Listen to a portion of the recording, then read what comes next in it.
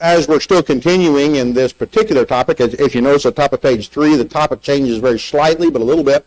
We're still dealing with the basics of wisdom and basically the fallout of not having it in that sense.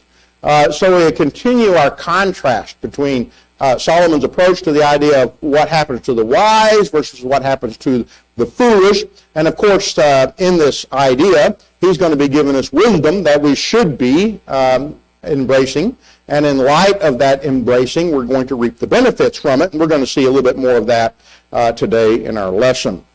So we ended last week by talking about what seems right to a person, the feelings, and how they are not as reliable as we would like for them to be. I always find it interesting, on the one side, we need our feelings. We don't want to deny our feelings. We're given feelings by God.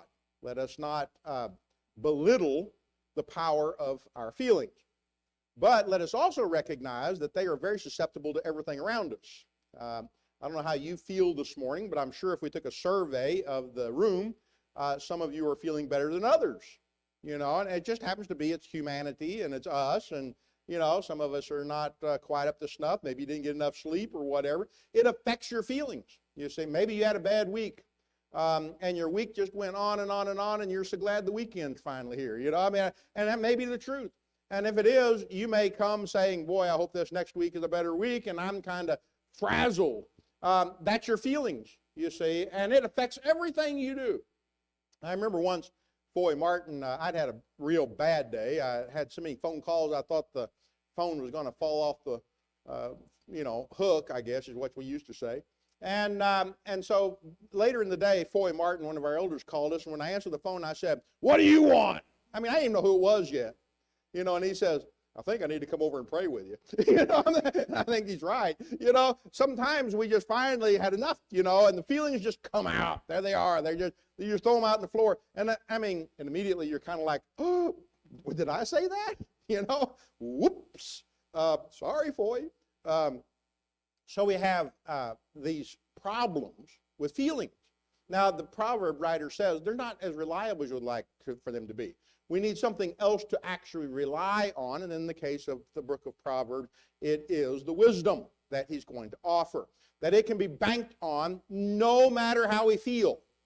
So whether we feel good about it or bad about it, God's still right, is what it amounts to, and we need to recognize that, of course. Let's go to 28:26, and we'll pick up there where we left off. Whoever trusts in his own mind is a fool, but he who walks in wisdom will be delivered. Notice the contrast. It would then suggest that the wisdom that is being talked of here is not trusting in our own mind. The Hebrew offers the idea of reasoning. Okay. Now, we're good reasoners, and there's not necessarily that reasoning is bad, but reasoning can be bad if it's based on the wrong information, you see. If our information is not what it should be, or it's based on something other than what it should be, then our reasoning is wrong. It doesn't come out right. We may think it's right, but that doesn't mean it's right. So the contrast we have here is there is a wisdom. It is substantiated. It's in writing. It is strong. It is real. It is true. And we should never neglect it, no matter what our reasoning thinks. You know, people are great reasoners out of everything. We can reason ourselves not to get out of bed in the morning. You know, I don't feel good. I'm staying right here, you know. Reason. No one wants to see me this morning. We reason that out, right? You know, and truth may not be that case, but there we are. Regardless of the picture, we must realize, again, as we have, there is a truth. It is reliable. The other is not. And so this continues our contrast between the one and the other. Wisdom prevents disaster. My son, do not lose sight of these. Keep sound wisdom and discretion, and they will be life for your soul and adornment for your neck. Then you will walk on your way securely, and your foot will not stumble. The suggestion of Solomon is the idea that in wisdom, in our looking at true wisdom, it gives us a foundation to walk upon that is secure. We can bank on the fact that whatever the wisdom is, it will do what it says it will do. You will have what it claims to offer. And it's not always immediate, maybe, but as we walk along the wisdom path, we find that it always works out the way God says it should work out. So we reason in our mind, if you will, that His wisdom is the path that we should walk, and no other, of course. Notice the language, life of your soul and adornment for your neck. Kind of an interesting thing. They put adornments around your neck showing, and on it's written wisdom, The idea of your soul. Now, along with some of the discussion that we're going to see as we go through these things is that Solomon's not just concerned with wisdom that leads to a good life, There's a lot of people that follow a measure of Scripture because it gives them a good life. And the good life is if I don't steal, I won't end up in jail. So there's consequences. So if I don't steal, then, but that doesn't mean I'm a good Christian. I believe in God at all and not steal. I don't want something tragic to happen to me, so I don't do certain things. I realize by maybe whatever has happened to me in my life that those things are not appropriate, and we might say, well, those are biblical concepts. But Solomon not only wants us to understand we can have a really good life by following his wisdom, but he talks more as we go along in different areas, and it always comes out that there is an eternal aspect to the wisdom. You see, he never leaves out the godly aspect of it. And maybe that's why finally, after all of his shenanigans in the book of Ecclesiastes, he concludes the book with saying there's really only one conclusion: keep God's commandments and love God. There's not any other conclusion because it'll be well with your soul then. So we have this as part of the discussion of wisdom as we go along. You're going to see it more and more. We'll point it out as we go along. If you lie down, you will not be afraid. Are you ever afraid? There are times when we are afraid. Wisdom of Solomon helps us not be afraid in this setting. When you lie down, your sleep will be sweet. I was reading some kind of article today because I don't always sleep very well. And, do this, do that to help you sleep, and take this, take that to help you sleep. They don't always tell you what else happens when you do those things, but anyway, I can sleep with certain help sometimes when I need it a little bit. I take valerian. Anybody ever take valerian in here? It's a root. It stinks, okay? Now, it'll help you sleep. It will help you sleep. It's a homeopathic sleep aid is what it is. And I've taken it for years and years because I couldn't take some of the other stuff. And the doctor said, well, hey, try it. It ain't going to hurt you. So I took valerian. But the only problem with valerian is not only does it stink, but your breath stinks. Okay? So now if you want to sleep good, fine. But I wouldn't suggest you stay, you don't realize that you're going to have this other problem. And isn't that the way it is with medicines, Don't you love the commercials on the TV? I don't get to see them very often because we don't have that kind of TV. But we've been watching some shows that have commercials, and they have the medicine, and afterwards they got all these side effects. I said, wow, boy, you take that pill and you can have every problem in the world, and you might get rid of the one you were trying to get rid of, but guess what? You're in for, and I really think, I think to myself, that's just amazing. There are always side effects to whatever those situations are and those pills are. Do not be afraid of sudden terror or of the ruin of the wicked when it comes, for the Lord will be your confidence and will keep your foot from being caught. So Solomon relies on the fact that the wise, if you will, they're not, even when the terror comes on the wicked, we're not going to be upset by it that much. It's not going to affect us as much because we're walking by wisdom, by the wisdom of God. So when others are having trouble, we can stand back and say, well, I'm not having trouble. Why? Because I'm following the wisdom of God. And he says, that will help me not have these problems. And that is also the truth of his wisdom. The outcome of their lives for the fool.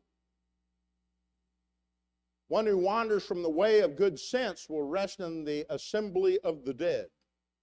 That's kind of blunt, isn't it? Fools end up dead. Well, we appreciate the fact that maybe that's not always true.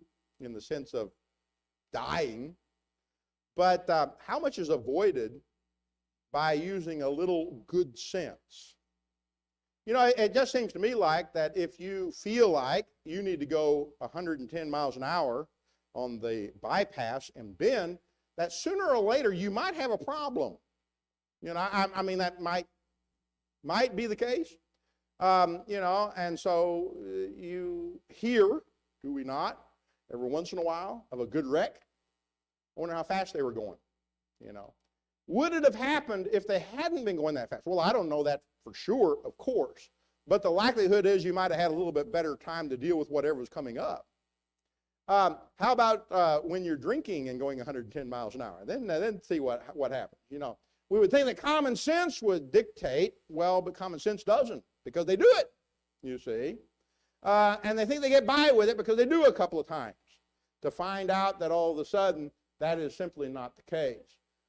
And sometimes, whether we want to appreciate it or not, people die.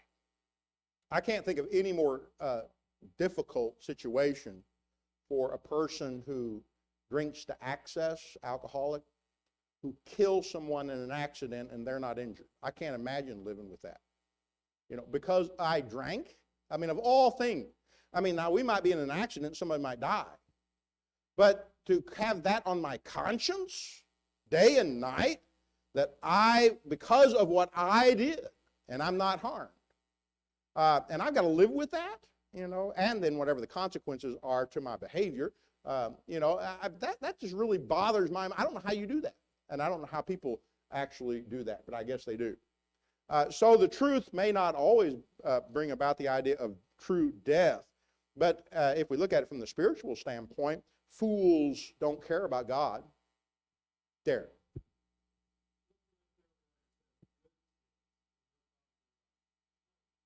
Common sense.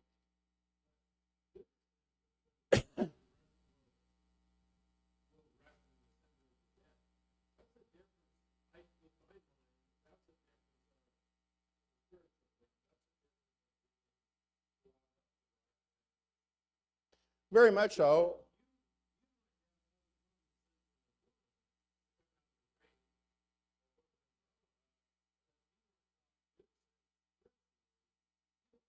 Yeah. Well, and is that not what Solomon's on about with his son, if you put it in this the perspective of his discourse with his son, is the fact that here is the common sense. This is the good sense, this wisdom I am offering. And it will see you through because you're being taught it if you will listen to me. You know, a lot of people have been taught the difference. They have no intention on following it. They don't want the good sense.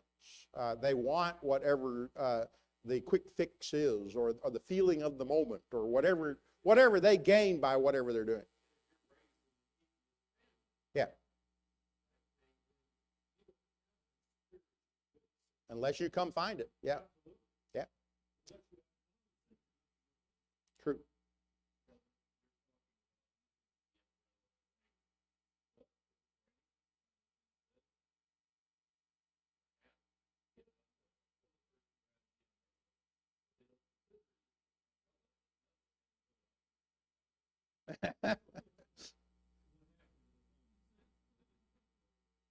Yeah.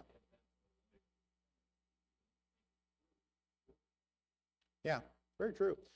You know, and when we look at the individual settings, which of course we're going to, because we're going topical, of course, when you're talking about how you treat your wife, how you treat money, how you treat whatever, the idea of thinking everything through is part of the synopsis of the wisdom being offered. Is that Solomon comes at it from various angles to try to get us on board with I guess you say, a system of understanding the wisdom of God. You know, I always think of people say, well, I believe in prayer and I prayed once, but nothing happened. You know, do you believe in prayer? I mean, really? Do you believe you prayed once and nothing happened? And so that means what you believed in prayer, now you give up on, right? You know, because you didn't get your answer the way you wanted the answer at that particular moment. Well, nothing happened yet, or you know. or we don't recognize the fact that maybe what we're asking for is the dumbest thing on the face of the planet. And we don't. No, I want what I want. But I believe in prayer. You don't believe in prayer, you see. And that's what James was saying when he talks about the idea of doubting.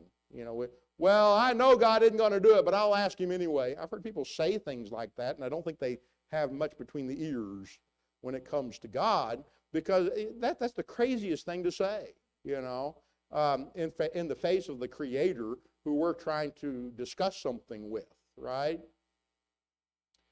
Let's see, what's next? Their reputation, their effect on their parents. Isn't it interesting?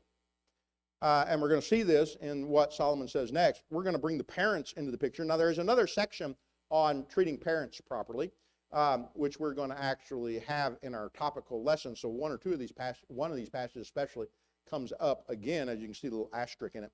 But this is an interesting aspect. Do you actually care what your parents think and feel? Now, I know many of you may not have parents anymore, but at the same time, how did you feel about it? What was your sense of responsibility to them? Do we realize the anguish some parents go through? I've been preaching a long time, and I've counseled lots of parents. And for whatever reason, a lot of parents have a lot of anguish about their children. It always varies. But they come to me later on in life. Their kids are already raised, married outside the church, don't go to church anywhere, raising their grandkids outside the church and whatever the world has to offer. And finally, the parents who are faithful members of the church come to the preacher and say, "Will you fix this?" I mean, literally.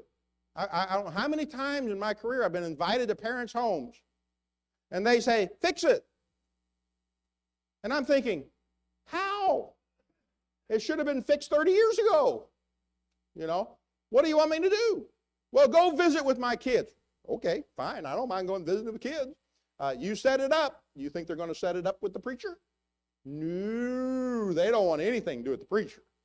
And so, but they want me to fix it. And I'm kind of like, and I'm not saying they did what was right or was wrong. I mean, kids make their own decisions. They leave home. They do what's right. They do what's wrong. That's all true. You may have raised them absolutely accurately. Many preachers have raised their children in the church, well versed in the Scripture, and they don't go to church. Okay, so it's not just one person's problem or another person's problem or anything else. But guess what? There is no quick fix. And the preacher sure doesn't have the power to fix. Now, I have been invited to a few of the children's homes to discuss their spirituality, and I found out real quick what was going on.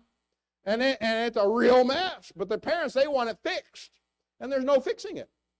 It's amazing how our lack of wisdom affects our parents. And I'm not going to use too much examples, but I can say when kids sin, moms who are Christians cry, whether the kids ever know it or not. They weep, and the husbands do too. Don't get me wrong, but differently. Women literally weep in despair at the loss of their children. When a child does drugs and it has consequences, who weeps? When they're in jail, who weeps? Because they did whatever. Who weeps? Who really hurts? If you could get into the mindset of some mothers and see the depth of despair because the kids won't listen to wisdom or to God or in these settings. And the kids at the time don't seem to care. That's our world, and mostly. I always cared very much how my mother and father felt about what I did and didn't do whenever I did it or didn't do it. I don't know why I'm that way, but that's the way I felt it was appropriate. And so I hope that I alleviated some of their grief. But a lot of children don't ever think of that. They don't think of how they're affecting their parents. I've heard the kids say, I mean, they come talk to me too. They'll say things like, well, I really care what my parents think about what I'm doing, and then they'll go right out and do whatever they know is going to hurt them the most. And you think, really? You care what they think? You won't listen to them. then you really don't care what they think. We have a whole bunch of passages. They're all similar in nature, so we can kind of run through some of these. Proverbs 10:1. The Proverbs of Solomon, a wise son makes a glad father, but a foolish son is a sorrow to his mother. See why I put the emphasis that way? It's kind of because of the way this proverb offers it. So the wise, we're proud of the wise. We're happy with the wise. But when we're not, when we're fools, guess who gets hurt the most? Now, and I don't think Solomon in any sense saying he wasn't hurt, if that's the case, as a father is concerned. But notice that it is really true how much that the statement of what the mother goes through in a setting like that. 12:8, a man is commanded according to his good sense, but one of twisted mind is despised. No, I like this one because it offers the idea of those who lack wisdom as being twisted. You see, they've been twisted by what? Sin, Satan, the world. I mean, they've been twisted. I've talked with parents who say, well, what happened to your child, Well, they started running with the wrong crowd, and they got into the peer groups, and they got into the gangs, and they got into this, and we tried to put a stop to it, but then they went into this area, and they started drugs, and they went to, on and on and on and on and on and on and on, and you start, it's twisted, you see. They think that it's going to help them some way, or it's going to make them help them deal with the world by doing drugs or doing alcohol or lots of things like this. But what it ends up doing is twisting their minds. And so they're no longer the child we knew. How many times I've counseled parents whose children got in prison or whatever, and they've come around and they say, we don't know what happened. The child was not that way before. They are a different person. And you talk to their friends, and that's the truth. They simply don't know what happened. And maybe there's nothing they could have done. But whatever, the child is no longer the child that they knew at all. It's gone. Sin does that. It robs it away. So does the foolish nature of it all. Proverbs 15:20. A wise son makes a glad father, but a foolish man despises his mother. It's very similar to the other one we looked at where the mother is grieved. Notice here, God says that the foolish attitude despises them. You can say what you want to about your parents, but what is really being said when we don't listen to wisdom is that we despise them. Now that's a strong word in essence. The Hebrew term there actually goes to the extent of saying you no longer care about her at all. You see, you have no regard for her at all when you walk down that foolish path. And yet, we want them around whenever we need the money. Or we need this, but other than that, no, we're not going to listen to counsel. Instead, we despise them. And that is such a shame because wisdom would have averted that despising. Proverbs 17:21, he who sires a fool gets himself sorrow, and the father of a fool has no joy. So the contrast, when we start getting into the items of wisdom that Solomon deals with, recognize that if we decide to not follow the precept of Solomon in these areas, then this kind of a statement is literally going to be true. The joy of the father, the joy of the parents just disappears. It's gone. It has there's nothing for it to hang on to anymore because of the foolishness of following a foolish way. Proverbs 17:25, a foolish son is a grief to his father and bitterness to her who bore him. Can you remember under the old law what happened whenever children were disobedient to their parents when they were in the tabernacle system? They stoned them. Why? Who? God. God. Not disobey their parents. They disobey God. And the law said, you take them outside and you stone them, and everybody in the tribe watches. Now, how about the next child that's up for age? If they've watched their brother and sister be stoned, that ain't going to do it as fast, that's for sure. It slows things down pretty quick if they know the consequences of their behavior. Bill. Hi, Bill. Nice to have Bill here.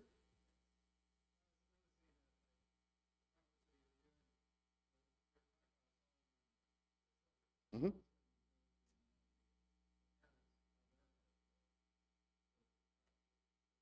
Yeah, it's very much of a switch around, back and forth. Yeah, very true. The word grief is an English word that does not really depict the nature of what's going on in the parent. If you were to, and many of you I'm sure have experienced this firsthand, I don't want any personal accounts because that's way too personal. I'm not going to give you any of mine. But when a child purposely leaves the way, would you say the word grief does justice to what you're feeling? I may describe it, but there's something else about it. You see, I mean, when it really hurts, it's not just grief. It's a pain of weeping. You know, I mean, it is, we may cry or have, that type of thing, but it hurts us in a different way. It grieves down deep. You know, there's a lot of things that kids can do that really don't create that kind of grief. It's just a choice. You know, if they want to be a fireman, they want to be a this or that, okay, go ahead, whatever. But for me, when they leave the Lord's church and they leave the truth of the Scripture, that's a grief that's far different than whether they want to be this or that, even though I might wish they were something else. You see, I can put up with a whole lot of whatever if they want to be something else. You know, I remember one young man, he's actually related to me, he's a cousin, a great cousin, not cousin, but great cousin, I guess. Anyway, he decided that at some point in his life that he wanted to be a quilter. He does it professionally. He's a quilter, you know, and he has displays and everything in quilting. It's not necessarily the thing a boy normally gets into, you know, but he's very good at it. I watched a little video. I don't know him anymore because I only knew him when he was little, when we were actually together, but I was quite amazed at what he got into, you know, but it's not something I would have sat back and thought, hey, that's a manly job. You know, I mean, it's not something now I've done quilting. I like quilting, in fact. Don't do much of it anymore because I don't have time to mess with quilting. But it's a fun thing to do. But it's an interesting thing that here's a young man that literally made it his art form of life. Grand, who cares? I'm on board, you know. But if we lose our soul, look at the difference in grief that would occur in our thinking. Whoa.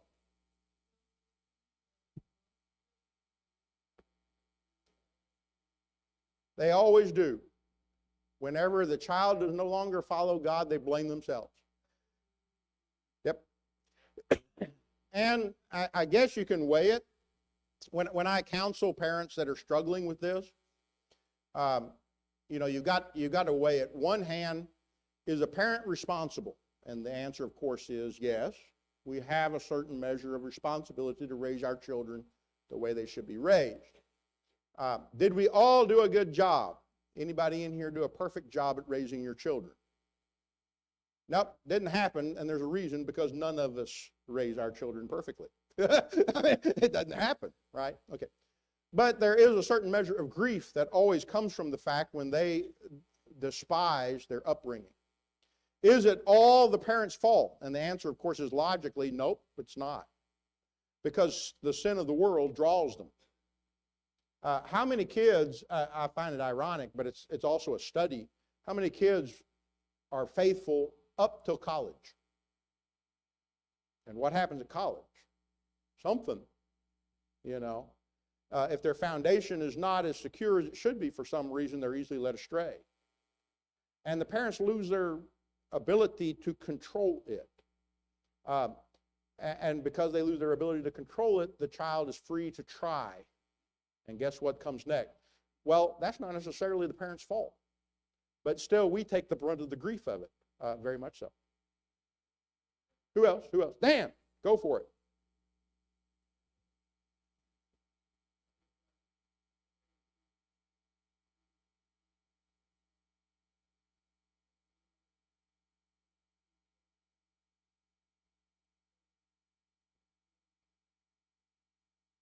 And sometimes that's what we do.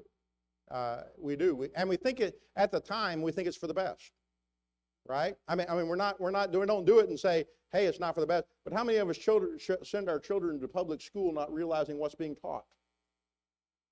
I mean, you know. Now, I was always in favor of public school. Some people choose homeschooling. I was always in favor of it.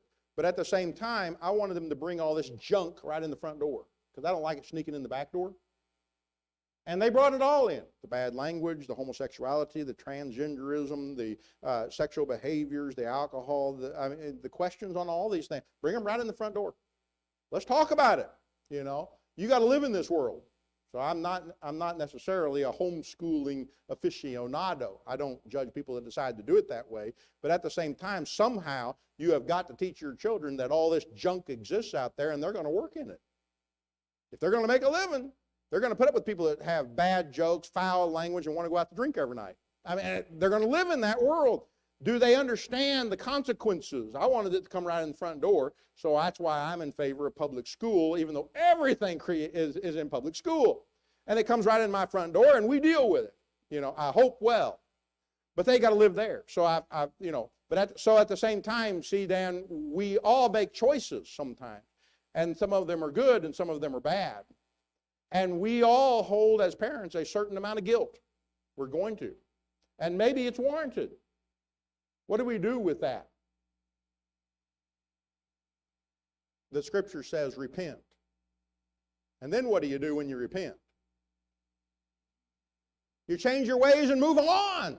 You know, you can't do anything else. You can't go back and change what happened or didn't happen or anything like that. But we change our ways and we move on.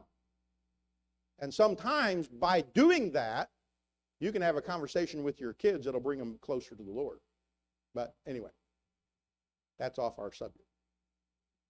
Proverbs 19:13, a fool's son is ruin to his father, and a wife quarreling is a continual dripping of rain. We'll leave the second part alone, but that comes up in a different topic anyway. But this idea of a foolish son is ruined by his father. A foolish son ruins things. It's a ruining. We don't realize how ruining it is to walk outside the way of wisdom. No. Are you going to talk about the second half, Bill? Okay, good. Go ahead.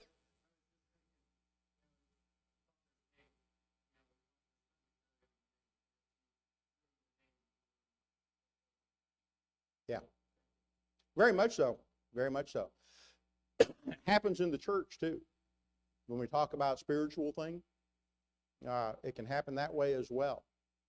What the sons do often reflect upon the father in that respect. Go ahead, Stan.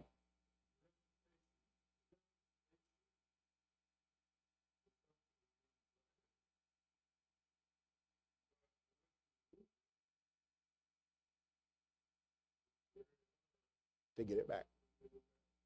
It's like trust, and they're very similar in nature. If you lose the trust of your wife, how difficult is it to restore? And that's probably the reason, I would suggest that's the reason why the Lord understood that adultery was one of those things that destroys trust so severely that they can't live with each other any longer. And that's why it is what we call an exception, even though I would question that language. That's, we say that because the Lord said that. And what's the problem? The problem is not that every sin can be forgiven, even adultery, but restoring trust with a loved one is a hard thing to restore. It doesn't just happen. You can't just, it's gone. It takes years to create it in the first place, and it takes years to recreate it in the second place.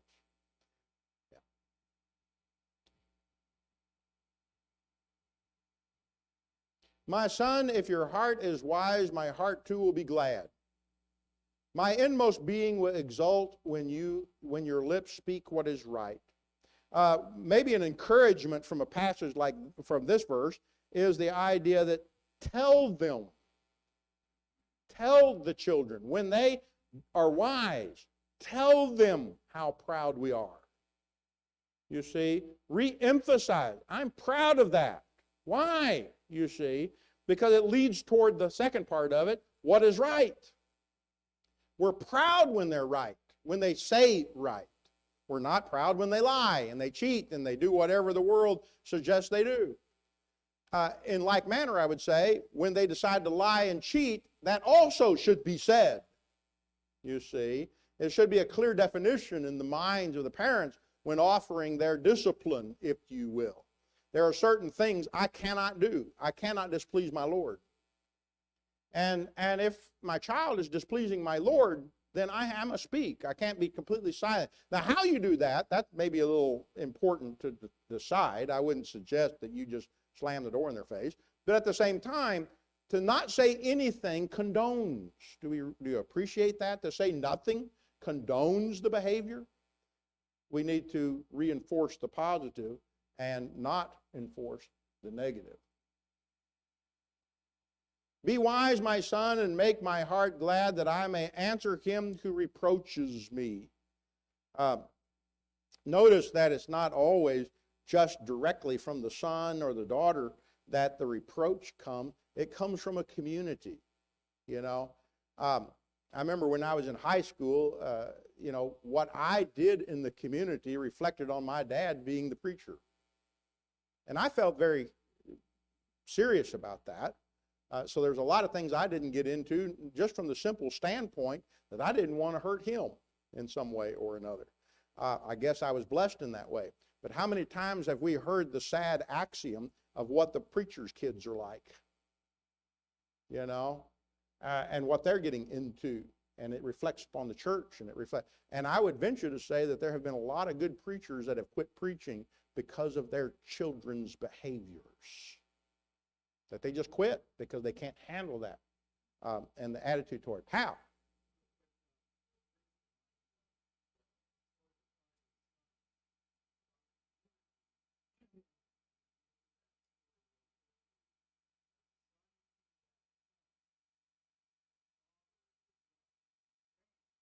Yeah. Yeah.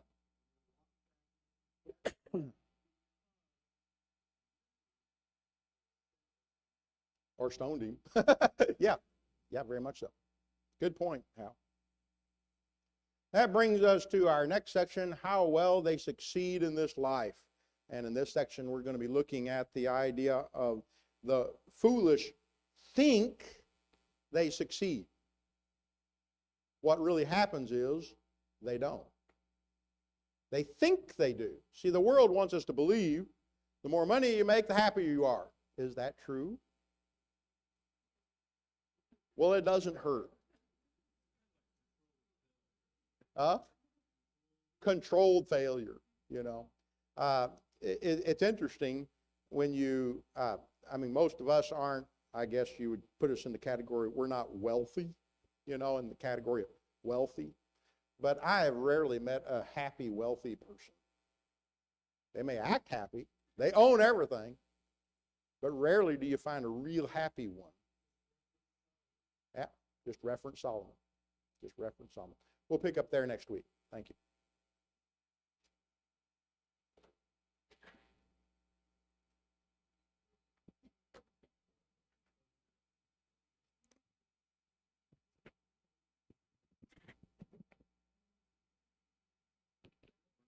That's the way this